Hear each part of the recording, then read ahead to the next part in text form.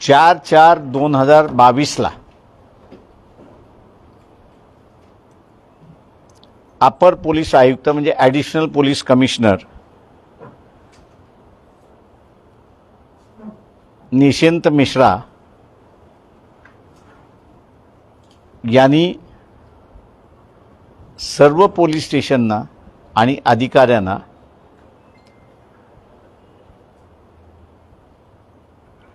आणि विशेष करून मुंबई पोलीस सहआयुक्त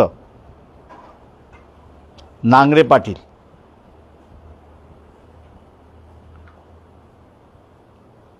यांना गोपनीय माहिती कळवली आणि ह्या गोपनीय माहितीमध्ये क्रमांक 3 याच्यामध्ये स्पष्ट नमूद करण्यात आलेलं आहे की एसटी कर्मचारी यांनी दिनांक 4/4/22 रोजी मंत्रालय व दिनांक 5/4/22 रोजी सिल्वर ओक मातोश्री बंगला या ठिकाणी आंदोलन करण्याची धमकीवजा इशारा दिला आहे। त्यामुळे कायदा व सुव्यवस्थेचा प्रश्न निर्माण होऊ शकतो। 5 मध्ये 4 ह्याच्यामध्ये ते कसे येतील याचं एक विवरण देण्यात आलेलं आहे आणि 5 मध्ये आंदोलन यांनी विलिनीकरणाच्या मागणीवर ठाम असल्याचे आंदोलक आझाद मैदान मंत्रालय मातोश्री वर्षा बंगला सह्याद्री अतिथीगृह माननीय परिवहन मंत्री यांच्या शासकीय निवासस्थान वांद्रे येथील खाजगी निवासस्थान उच्च न्यायालय सिल्वर ओक मुंबई या ठिकाणी आंदोलन करण्याची शक्यता आहे। त्यामुळे कायदा आणि सुव्यवस्थेचा प्रश्न निर्माण होऊ शकतो। 4 दिवस अगोदर गुप्तचर विभागाने माहिती जी आहे ते मुंबई पोलीस यांना कळवली होती आणि विशेष म्हणजे नांगरे पाटील यांच्या नावाने असणारं एक पत्र ॲडिशनल सीपी लीगल ब्रांच यांनी नमूद केलेलं आहे। आता हे जे पोलीस सहआयुक्त कायदा व सुव्यवस्था मुंबई या पदावरती जे आहेत ते नांगरे पाटील आहेत, तेव्हा हे पत्र त्यांना ॲड्रेस करण्यात आलेलं आहे। 4 दिवस अगोदर माहिती होऊनही पोलीस खात्याने काहीही केलेलं नाही। दुसरं महत्त्वाचं या ठिकाणी की मुख्यमंत्री यांना सकाळ संध्याकाळ सीपी किंवा ॲडिशनल सीपी यांच्यापैकी ब्रीफिंग केल्या जातं लॉ अँड ऑर्डरच्या सिच्युएशनवरती, राज्याच्या घडलेल्या महत्त्वाच्या घटनांवरती किंवा राज्यामध्ये महत्त्वाच्या घटना काही घडणार असतील, अतिप्रसंग काही घडणार असतील, ती सगळी माहिती त्या ठिकाणी शेअर केल्या जाते अशी असणारी परिस्थिती आहे। आम्ही मुख्यमंत्र्यांना असणारं विचारतोय की आपल्या बंगल्यावरती सुद्धा मोर्चा येणार, त्यावेळेस पोलीस बंदोबस्त हा नेहमीच त्या ठिकाणी आहे। इतरांच्या बंगल्यावरती आणि इतर जे राहतात त्या ठिकाणी पोलीस बंदोबस्त करण्यात यावेत असे आदेश आपण दिलेले आहेत का? दिले असतील तर ज्यांनी हे आदेशाचं पालन केलं नाही त्याच्या विरोधात आपण काय करणार हे असणारं पहिल्यांदा सांगा। दुसरं हे जर आदेश दिले नसतील तर मग हे आदेश का दिले नाहीत याचा सुद्धा खुलासा जनतेकडे त्या ठिकाणी झाला पाहिजे. तिसरं महत्त्वाचं या ठिकाणी की नांगरे पाटील यांच्याकडे मुंबईची कायदा आणि सुव्यवस्थेची पूर्ण जबाबदारी आहे. तेव्हा मुख्यमंत्र्यांनी याचाही खुलासा करण्यात यावा की नांगरे पाटील यांनी आपली जबाबदारी चोखपणे पार पाडलेली नाही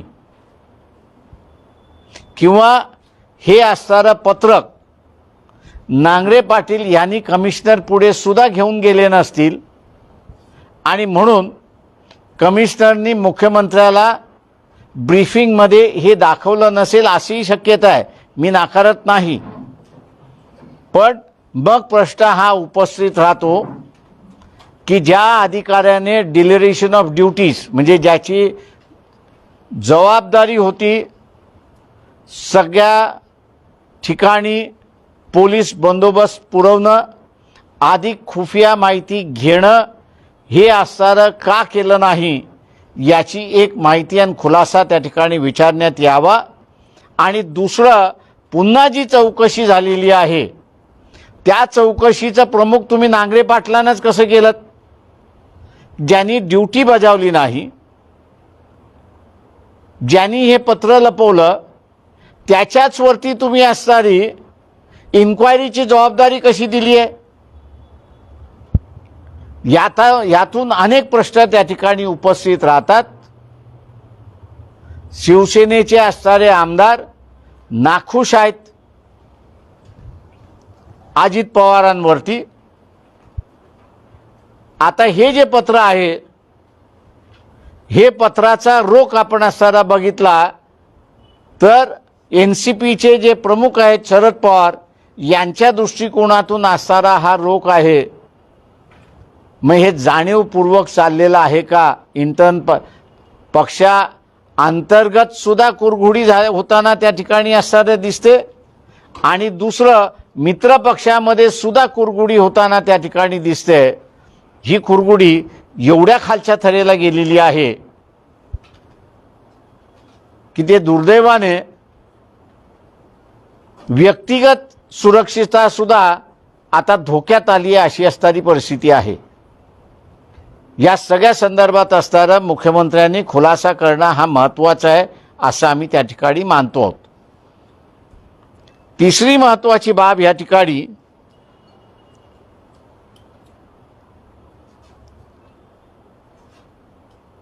मुंबईमध्ये ताजमहालवरती आणि इतर ठिकाणी हल्ला झाला त्याही वेळेस कोस्टल गार्ड जे आहे या कोस्टल गार्डकडून अशीच माहिती आली होती की मुंबईवरती हल्ला होण्याची शक्यता आहे, येणारे जे आहेत ते समुद्रातून येतील अशी माहिती होती. पण ती सुद्धा माहिती मुंबई महाराष्ट्राच्या पोलीस खात्यामधल्या उच्च IAS अधिकाऱ्याने ती 48 तास दाबून ठेवली. हमला झाल्यानंतर त्यांनी असणारं ती माहिती सर्क्युलेट केली अशी असणारी परिस्थिती आहे. त्या घटनेनंतर आपण काहीच शिकलेलो नाही असं एकंदरीत दिसतंय. आणि आज पुन्हा सिल्वर ओकवरती किंवा अन्य मुख्यमंत्र्याच्या बंगल्यावरती, नामदार परब यांच्या असणाऱ्या बंगल्यावरती किंवा शासकीय अतिथीगृह गुलाब्याला आहे त्या ठिकाणी हमला होणार याची माहिती मिळाल्यानंतर सुद्धा पुन्हा एका IPS अधिकाऱ्याने ती बातमी आणि माहिती दडवून ठेवली आणि पुन्हा या राज्यामध्ये कायदा आणि सुव्यवस्थेचा प्रश्न उपस्थित केलेला आहे. तेव्हा आमची मागणी आहे की पहिल्यांदा नांगरे पाटील यांच्याकडे दिलेली चौकशी ही काढून घेण्यात यावी. दुसरं आहे की ही माहिती मिळाल्यानंतर त्यांनी कारवाई का केली नाही याची ताबडतोब त्यांनी असणारं चौकशी करण्यात यावी.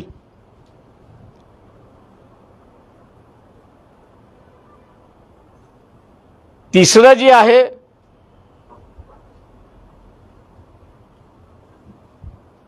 एका माजी मुख्यमंत्री, एका पक्षाचे असणारे अध्यक्ष आणि सिटिंग खासदार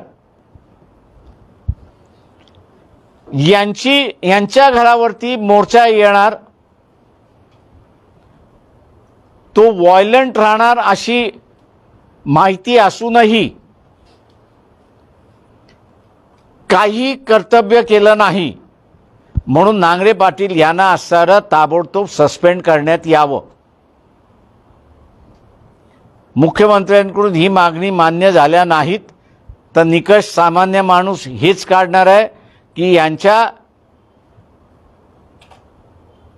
महाविकास आघाडीमध्ये अंतर्गत ज्या कुरघुड्या चाललेल्या आहेत त्या अंतर्गत कुरघुड्यामुळे आता असणारं महाराष्ट्राची जनता आणि नेते हे सुखरूप नाहीत असाच निष्कर्ष त्या ठिकाणी निघणार आहेत. मुख्यमंत्र्याने ताबडतोब याविषयी बोलावं अशी मागणी वंचित बहुजन आघाडी या ठिकाणी करते.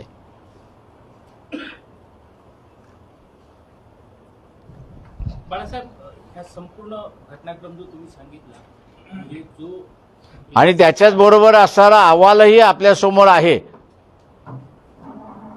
आम्ही आमच्या माहितीने बोलत नाही आहोत. आपल्याकडे कॉपी त्याची असणारी दिलेली आहे की मिश्रा यांनी असणारं पत्र लिहिलेलं आहे आणि तेही 4/4/2022चं पत्र आहे, 4 दिवस अगोदर हमला होण्याच्या.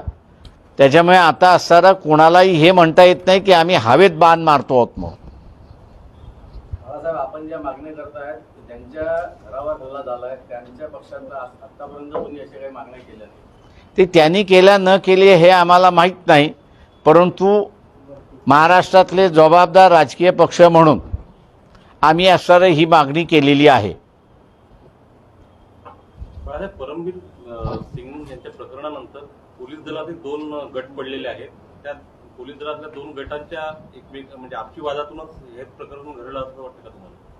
ते पोलीस दलात 1 गट असो, 2 गट असो, 10 गट असो, त्याच्याशी काय आम्हाला संबंध नाही. संबंध हा त्याच्यामध्ये आहे की तुम्हाला माहिती मिळाल्यानंतर तुम्ही असणारं त्या ठिकाणी ॲक्ट केलं नाहीत तर तुम्हाला असणारं हॉलअप केलं पाहिजे, जबाबदार धरलं पाहिजे आणि त्या जबाबदारीचं मग जी काही पनिशमेंट आहे ती महाराष्ट्र शासनाने दिली पाहिजे. नाही तर 26/11मधनं आपण काही शिकलो नाही आणि त्याचा असणारा हा परिणाम आहे.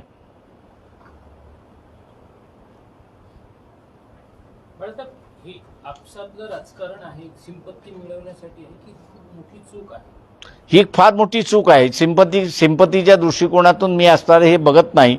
तुम्हाला ज्यावेळेस खुफिया विभाग इथे असणारं काहीतरी होणार हे सांगतंय त्यावेळेस तुम्ही असणारं अंतर्गत बाबीमध्ये काय करणार? पोलीस डिपार्टमेंटला काय घेणं देणं आहे? ते राजकीय क्षेत्रावर तर चाललेलं कुरघुडी आहे. लॉ अँड ऑर्डर सिच्युएशन ही पोलिसाला सांभाळायची आहे. त्यांनी असणारं ड्युटी केली नाही तर त्याला जबाबदार धरून जी शिक्षा आहे ती त्याला दिलीच पाहिजे. गृह खातं पण राष्ट्रवादीकडे आहे, त्यामुळे जे म्हणून मी असणारा प्रश्न उपस्थित काय केला की हे पत्र दाखवल्या गेलं की नाही मुख्यमंत्र्याला. आता मुख्यमंत्र्यासमोरच हे पत्र आलं नसेल तर खुफिया विभागाची माहिती होऊन फायदा काय आहे? आणि ती जोपर्यंत असणारा नांगरे पाटलाची चौकशी होत नाही तोपर्यंत त्याच्यातून बाहेर पडत नाही की हे त्या पत्रावरती ते बसले होते की त्यांनी असणारं सर्क्युलेट केलं म्हणून. बाळासाहेब, एक प्रश्न असा उपस्थित होतो की अजित पवार असो, दिलीप वळसे पाटलांनी या संपूर्ण प्रकारावर पोलिसांना दोषी धरलं होतं. तर जबाबदार मंत्री जर दोषारोपण करत असेल तर या लोकांचं ते माझं म्हणणं असं एक प्रश्न असा आहे की राजकीय दृष्टिकोनातून समजा एखादी असणारं डॉक्युमेंट मी मंत्री जरी आलो तरी माझ्यासमोर आलं नाही किंवा 48 तास माझ्यासमोर आलं नाही, मी मंत्री म्हणून काय करू शकतो? तर काही नाही. ही त्या खात्याच्या प्रमुखाची किंवा ज्याला आलेला आहे त्याची जबाबदारी आहे की त्यांनी ती मंत्रिमंडळापुढे किंवा मुख्यमंत्र्यांसमोर आणून दाखवणं ही त्याची जबाबदारी आहे. त्याच्यामुळे त्यांनी दाखवलं की न दाखवलं, नांगरे पाटलांनी हे पत्र दाखवलं की न दाखवलं याचीच तर आम्ही चौकशी मागतो. याचा अर्थ तो राहिलेला नाही आणि तो आणायचा असेल तर ज्यांनी ही चूक केलेली आहे त्याला असणारी शिक्षा झालीच पाहिजे. दादा, हल्ला मागचा मास्टर माइंड कोण आहे असं वाटतं? आता खुफिया विभागाकडे ही माहिती आहे म्हटल्यानंतर उरलेली माहिती सुद्धा असणार आहे, ते थोडी पत्रात लिहिणार आहेत. बाळासाहेब, तुम्ही आता विश्वास नांगरे पाटलांबद्दल बोलत आहात. हा हल्ला जेव्हा घडला कुणाला तरी सहानुभूती मिळाली पाहिजे म्हणून ह्या गोष्टी दडवल्या गेल्या असं तुम्हाला वाटते का? आणि दुसरं, विश्वास नांगरे पाटलांचं राजकीय कनेक्शन म्हटलं तर त्याचे सासरे राष्ट्रवादीशी संबंधित आहे. या गोष्टी हे माझं म्हणणं आहे, ते कोणाशी संबंधित आहेत कोणाशी नाही हे याच्याशी मला काहीच घेणं देणं नाही. मी नांगरे पाटील हे असणारे अधिकारी आहेत, त्यांचे सासरे कुठल्या पक्षाचे सदस्य आहेत हेही मला माहीत नाही. अधिकाऱ्यांनी अधिकाऱ्याची ड्युटी बजावली पाहिजे. अधिकारी जर अधिकाऱ्याची ड्युटी बजावत नसेल तर कायद्याने त्याला असणारा जो काही गुन्हा आहे त्या गुन्ह्याला त्याला सामोरे जाणं हे महत्त्वाचं आहे. राष्ट्रवादी काँग्रेसचे नेते नागपूर कनेक्शन या संपूर्ण घटनेला म्हणतात. नागपूर कनेक्शन, नागपूरवरून कोणी आला, जे काय, तुम्हाला काय वाटते? मला जे रेकॉर्डवरती आलेलं आहे तेवढं मी आपल्या पुढे मांडलेलं आहे. आता ते नागपूर कनेक्शन आहे, दिल्ली कनेक्शन आहे, कलकत्ता कनेक्शन आहे, चेन्नई कनेक्शन आहे, त्रिवेंद्रम कनेक्शन आहे, कोणाला माहिती. या नांगरे पाटलांच्या निमित्ताने तुमचा सॉफ्टनेस वाढला का शरद पवारांच्या संदर्भामध्ये? माझा सॉफ्टनेस कोणाशी वाढलेला नाही आणि कोणाचा कमी झालेला नाही. मी एवढंच फक्त आहे त्याच्यामध्ये की ॲडमिनिस्ट्रेशन हे ॲडमिनिस्ट्रेशन म्हणून चाललं पाहिजे. आम्ही म्हणून म्हटलं की त्याला सर हे चौकशीचं नेमलं कसं हे मुख्यमंत्र्यांनी खुलासा करावा. बाळासाहेब, आंदोलन आणखी मागे घेतलं नाही एसटी कर्मचाऱ्यांनी, एवढं सर्व होऊ नये तर याचे काय तुम्ही आस्पेक्ट कशा दृष्टीनं पाहताय? दे मी आंदोलनाला पाठिंबा देणारा वंचित बहुजन आघाडी पहिला पक्ष होता आणि त्यावेळेस या आंदोलनकर्त्यांना असं वॉर्न केलं होतं की तुमचा गिरणी कामगार होऊ देऊ नये. दुर्दैवाने पहिल्या भागामध्ये पत्राच्या ज्यांचा उल्लेख करण्यात आलेला आहे त्या सगळ्यांना एस टी महामंडळ मोडकळीस निघालं पाहिजे अशी असणारी परिस्थिती आहे. आजही माझा आरोप आहे, मुख्यमंत्र्यांनी तो खोडावा आणि खुशाल खोडावा त्यांनी, की शिवशाही आणि शिवनेरी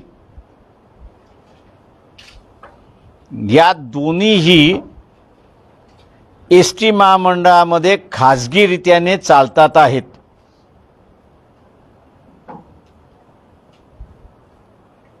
खाजगी चालवता येत नाही म्हणून एस टी महामंडळाच्या नावाखाली त्या चालवल्या जातात आहेत. तेव्हा सर्व कर्मचाऱ्यांना माझं असणारं आव्हान आहे की कोर्टाने संधी दिलेली आहे 22 तारखेपर्यंत आणि 22 तारखेपर्यंत आपण गेला तर कुठलीही कारवाई होणार नाही. एस टी महामंडळ चालत राहिलं पाहिजे असं एस टी कर्मचाऱ्यांना जर वाटत असेल तर त्यांनी बिनाअट कामावरती रुजू व्हावं. राहिला प्रश्न विलिनीकरणाचा, एस टी कामगारांना जाहीरपणे मी सांगतो की एस टी महामंडळ हे महाराष्ट्र शासनामध्ये विलिनीकरण होऊ शकत नाही. तेव्हा ज्या कायद्याच्या मागण्या आहेत त्यांच्याबरोबर आम्ही आपल्याबरोबर आहोत, पण जी मागणी मान्यच होऊ शकणार नाही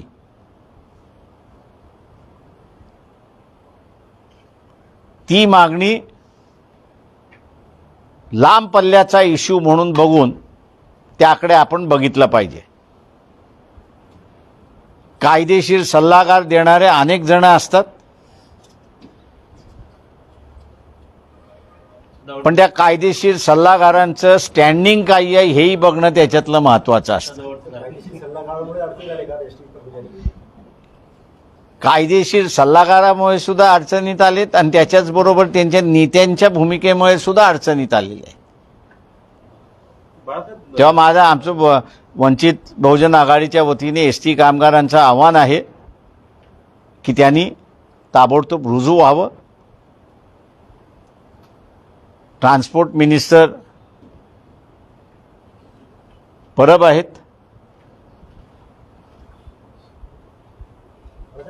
त्यांनी सुद्धा प्रेस्टीज इश्यू करू नये. सर्व कामगार संघटनांना आणि आंदोलनकर्त्यांना बोलून त्यांनी आवाहन करावं की एस टी महामंडळामध्ये एस टी कर्मचारी आपण आहात, रुजू व्हावं, हे आवाहन त्यांनी करावं अशी आम्ही अपेक्षा त्यांच्याकडून बाळगतोय. अनिल परब यांच्याकडून ती अपेक्षा बाळगतो. सुजात आंबेडकरांनी अलीकडे 2 ब्रँड स्टेटमेंट केले आणि एकदम प्रवाहामध्ये आले राजकारणाच्या इथे, तर त्याला काही कुठल्या जबाबदारी देणार नाही. कसली? तो आता जाईल पुन्हा शिकायला. नाही, असं वाटलं होतं की आता ते पुन्हा राजकारणात काम करतील म्हणून.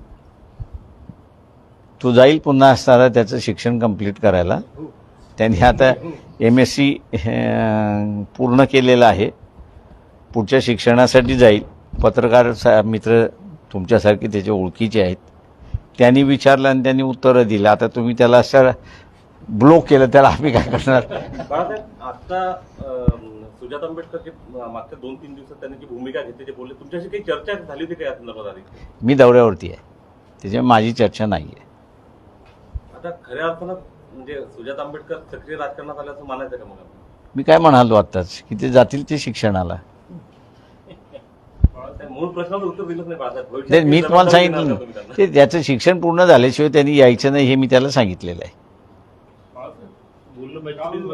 राज ठाकरे यांनी तो भोंग्यांचा इश्यू राज ठाकरेंनी पुन्हा उपस्थित केला. 3 मे पर्यंत अल्टिमेटम वगैरेची भाषा त्यांनी वापरली आहे. त्याच्याबद्दल आपलं मत? मशिदीवरती भोंगे, हनुमान चालीसा ज्याला कोणाला वाचन करायचं आहे, गायचं आहे, त्याला पूर्ण अधिकार आहे.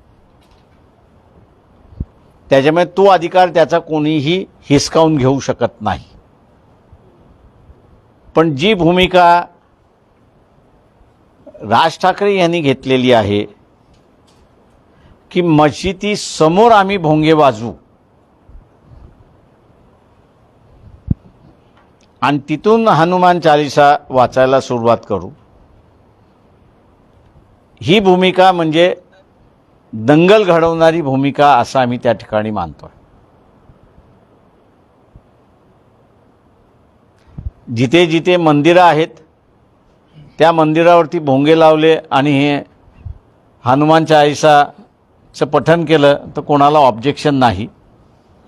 पण हनुमान चालीसा याचं पठण करताना दंगली कशा होतील याचा जो चाललेला आहे तो गैर आहे आणि कायदेशीर नाही.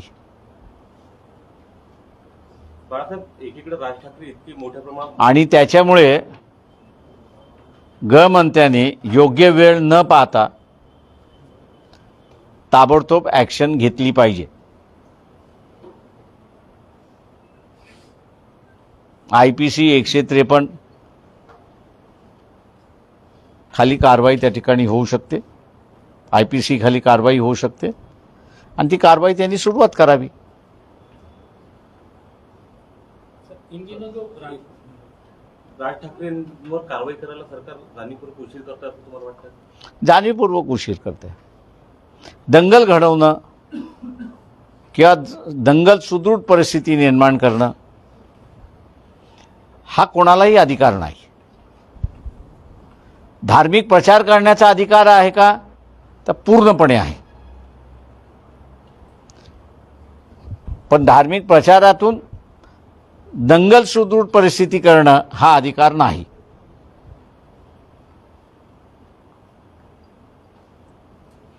राज ठाकरेंना अटक व्हावी आणि त्यातून राजकीय पॉलिटिकल गेन मिळावा यासाठी सर्व खटाटोप चालला जातो. प्रश्न असा आहे त्याच्यामध्ये की कुणाला पॉलिटिकल गेन घ्यायचा आहे की कुणाला पॉलिटिकल गेन घ्यायचा नाही. याच्यापेक्षा सामाजिक सलोखा आणि शांतता ही राहिली पाहिजे की न राहिली पाहिजे हे सत्ताधाऱ्याने बघणं महत्त्वाचं आहे. कोणीही सत्तेचा अमरपट्टा घेऊन आलेला नाही. 5 वर्षासाठी त्याला लोकांनी निवडून दिलेलं आहे. तेव्हा ह्या 5 वर्षाच्या कालावधीमध्ये ज्या संविधानाची त्यांनी शपथ घेतलेली आहे आणि विधानसभा आणि विधान परिषदेने जे कायदे मंजूर केलेत त्याची अंमल करण्याची जिम्मेदारी त्यांनी घेतलेली आहे, ती त्यांनी पार पाडावी एवढीच फक्त अपेक्षा आहे. कोल्हापूरची जी पोटनिवडणूक झाली त्यात काय चित्र असेल समोर?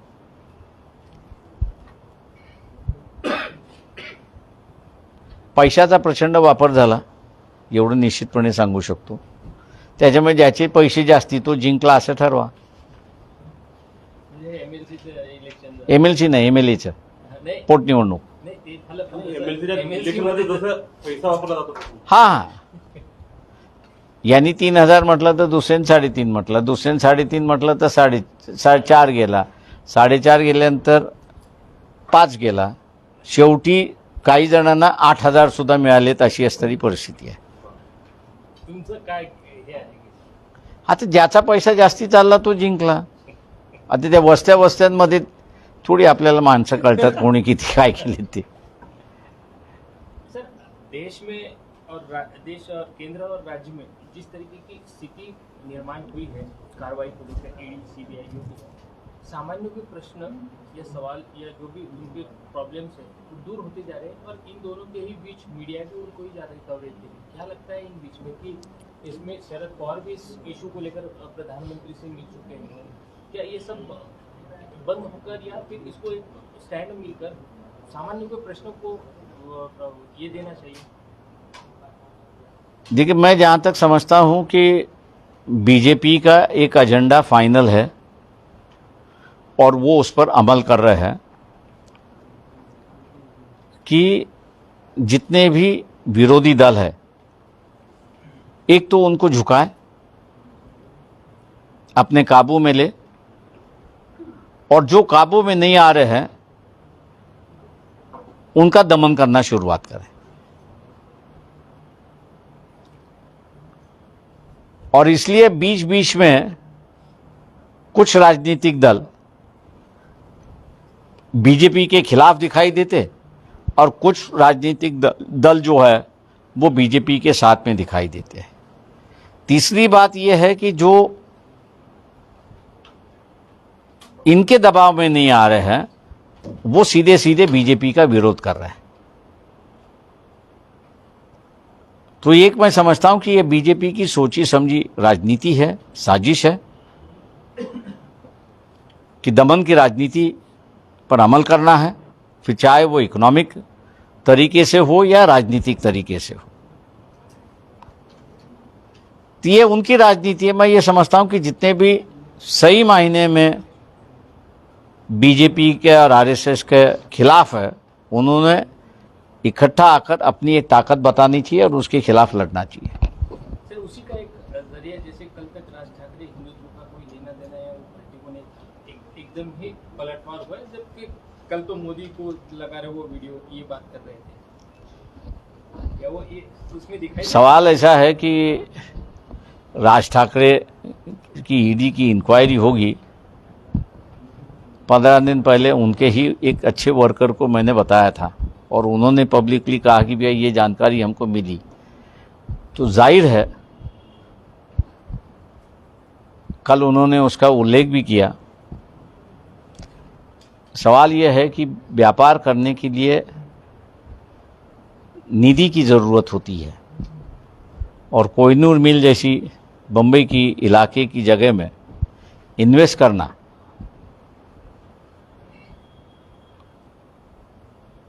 तो ये फंड आपको कहाँ से आया, ईडी इसकी तो चौकसी करेगी ही. और हो सकता है कि फिर बदलाव की राजनीति भी शुरुआत हो सकती है वहीं से. कशी असेल बाळासाहेब तो राजनीती बदलावची जी राजनीती तुम्ही म्हणताय ती कशी असेल नेमकं? आता म्हणजे ज्या गाठी भेटी होत आहेत, गडकरी भेटले, दानवे भेटले, लोक भेटले, बदल कसे घडणार आहे? ज्या दिवशी एक चांगला विरोधी पक्ष नेता या सगळ्यांचं नेतृत्व करेल तो बीजेपीचे जेवढे काळे कर्तृत्व आहेत ते सगळे तो बाहेर आणल्याशिवाय राहणार नाही. त्याच्यामुळे बी जे पीवाले धुत्या तांदळासारखे आहेत असं बी जे पीवाल्यांनी समजू नये. INS जे प्रकरण आहे, सोमय्या यांचं जे पैसे गोळा केले त्या संदर्भात काय म्हणतात? किरीट सोमय्या माझ्याकडे वकील म्हणून आले तर मग त्यांना सल्ला जो द्यायचा तो मी देईन.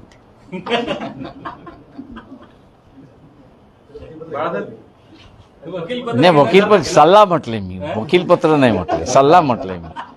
बाळासाहेब मधात तुम्ही दिल्लीला होता आणि काँग्रेसच्या काही वरिष्ठ नेत्यांशी तुमची पुढच्या भविष्यातल्या आघाडी संदर्भात एक चर्चा झाल्याची एक माहिती मी दिल्लीला गेलोही नाही. मागच्या महिन्यातली गोष्ट आहे. मागच्या महिन्यात मी दिल्लीत गेलेलो नाही आहे. मी पुन्हा मुंबई अकोला असंच आहे. काही चर्चा सुरू नाही झाल्या की काँग्रेस बाळासाहेब मला माहित नाही कोणी माहिती दिली तुम्हाला. बाळासाहेब शिवसेनेतल्या दुसऱ्या फळीतले नेतृत्व जे आहे, नेते जे आहेत, तुमच्याशी आघाडी करण्याच्या संदर्भात फार उत्सुक आणि उत्साही आहे. भविष्यात ते आम्ही शिवसेनेची रूल आउट केलेलं नाही ना. आज त्यांनी जसं बीजेपीशी संबंध तोडलेले आहेत तर आम्ही असं म्हणतोय की शिवसेनेबरोबर आमची युती होऊ शकते. आता शिवसेनेने ठरवायचं आहे करायचं की न करायचं ते. हा प्रस्ताव समजा शिवसेनेसाठी माझी या संदर्भातली माहिती आधी काही देतो. उद्धव ठाकरेंनी मला एकदा बोलवलं होतं पण त्यांची हिंमत झाली नाही की हा विषय काढण्याचा. या संदर्भातून हा संदेश तुम्ही आहे. सगळ्यांना प्रस्ताव देता, काँग्रेसला पण देता. पण बाहेरची कोणीच करायला तयार नाही आहे. झालंय असं की तर वाईट शब्दात बोलू नये आपण, पण ते वाईट शब्दात बोलावं लागतंय. माझ्याशी कोणी लग्न करायला तयार नाही आहे. फक्त म्हणतात आमच्याबरोबर फिरा.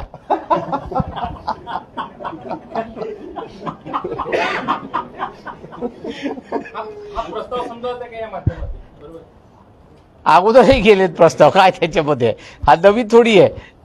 म्हणजे बाळासाहेबांना उत्सुकता आहे, म्हणजे बाळासाहेब तयार आहेत, शिवसेनेच्या याची वाट पाहत आहेत तुम्ही असं म्हणता येईल? आम्ही शिवसेनेची वाट बघतोय, काँग्रेसची वाट बघतोय. दोघंही तयार नाही आहेत, काय करणार. फक्त म्हणतात ते फिरा आमच्याबरोबर. नाही, उद्धव ठाकरेच्या तुमच्या स्वभावात बरेच साम्य आहेत, तुम्ही मित्र आहात चांगले. हा आहेत ना. मी म्हणजे चांगली ओळख आहे, एकमेकांचा आम्ही रिस्पेक्ट करतो, त्याच्याबद्दल दुमत नाही. बाळासाहेबांशी माझे संबंध चांगले होते, त्याच्याबद्दलही नाही आहेत. पण आता त्यांनी ठरवलं पाहिजे ना लग्न करायचं की न करायचं म्हणून. म्हणजे दोस्ती रिश्ते में बदल सकती है हा आशावाद आहे तुमचा? ती दोस्तीच करायला मागते, त्याच्या पुढे जायला मागते.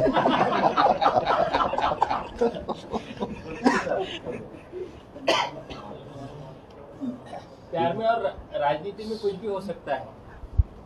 प्यार और राजनीति में सब जायज है और कुछ भी हो सकता है. हाँ, लेकिन हम एक अपेक्षा लेके चले हैं ना, वो पूरी नहीं हुई. वो पूरी नहीं हो रही है, उस पर क्या करेंगे. चला, थँक्यू सगळेजण. एक कोणत्या तरी भेटीत उद्धव ठाकरेंनी तुम्हाला असं म्हटल्याचं ऐकत आहे की आपण भविष्यात सोबत काम करू, असं काही? म्हणजे मी तेच म्हणाल ना, भेट झाली ना त्याच्यासमोर. मी कुठं म्हणाल नाही, त्याची चर्चाच मी तुम्हाला म्हटलं. भेट झाली, सगळी झाली, पण त्याच्या पुढं काहीच नाही ना. ऑलरेडी 2 पक्षांनी परेशान आहेत, तिसरा पक्ष घेतील काय जवळ?